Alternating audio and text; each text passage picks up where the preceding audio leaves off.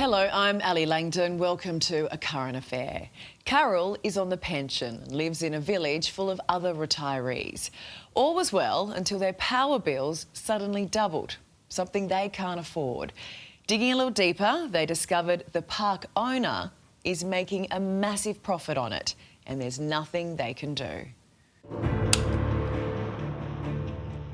I think that a profit margin north of 500% is not necessarily fair or equitable. It's affecting us in just a shocking way.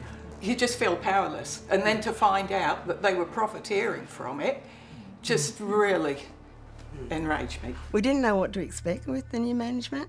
Yeah, now I've got a fair idea.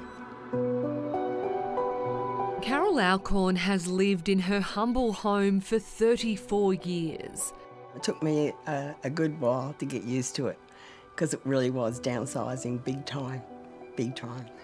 A small 3-bedroom home in the Kincumber Nautical Village on the New South Wales Central Coast. It hasn't been renovated since she bought it. There's things I'd love to do to the house, you know. Like the cleaner comes in, Carol, you really need new carpets. Yeah, right, yeah. Let's not just go there. It's an expense Carol simply can't afford, living on her own now for the first time ever since her husband of 50 years, Keith, passed away 6 years ago. It is a worry. It's hard. It's hard being on a single pension with nothing else. That's it. And the costs keep climbing. Residents pay a weekly lease fee on the land where their homes sit. It increases every year. 2 years ago, we visited the village as residents tried to fight the rent rise. It is grossly unfair and it does need action to stop it. They lost that battle. Now the latest price surge, their power bills. It was close to $100. For the month? For the month, yeah.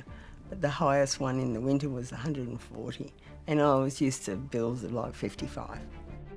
Carol's bill almost doubled overnight, and she's not the only one.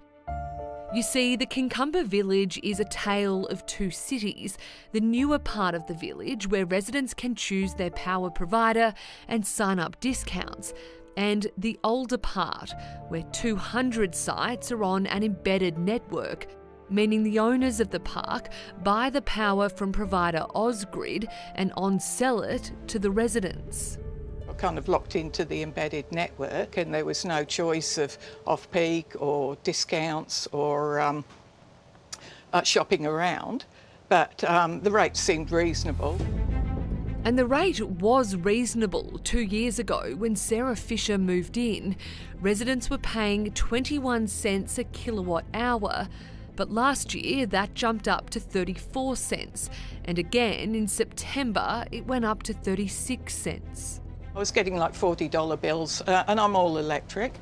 I was getting kind of $40 bills. They're now generally 110. August was 210. No, it was a shocker. 2 months ago, my air conditioner collapsed, and I had to use a normal heater, and that went up to $306 in 1 month.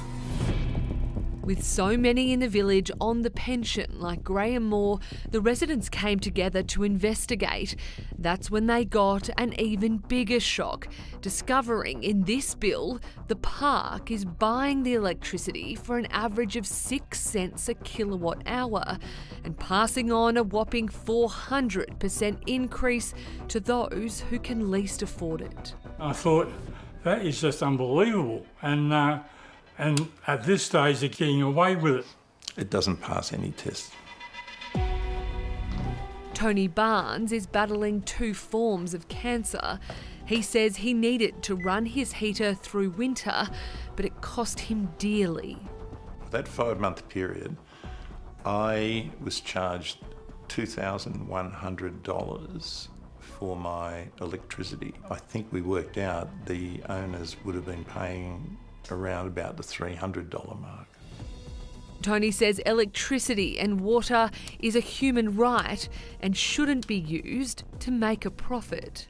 In this case, it appears that the rate is certainly equitable and fair for one party, but is causing distress for the other party. Hampshire Property Group took over ownership of the village earlier this year. It runs more than 50 communities like it across Australia, but technically it isn't breaking any rules. New legislation sets the maximum price, which is reviewed every 12 months. Operators can charge less, but in this case, they've chosen to charge the maximum available. I'm not sure that we're going to win. I'm really not.